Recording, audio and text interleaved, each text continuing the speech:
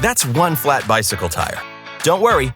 Slime's peel and stick patches are a quick, easy way to repair a punctured tube. Step 1.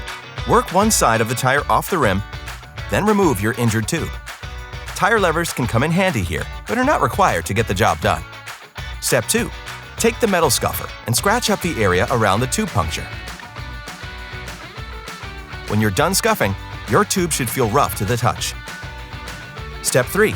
Wipe the newly scuffed area clean and dry. The drier the area, the better the patch will stick. Step 4.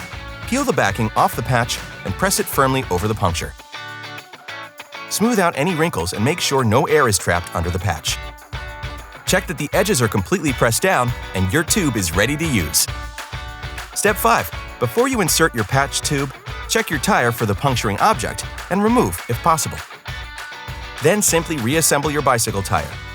Air up and go.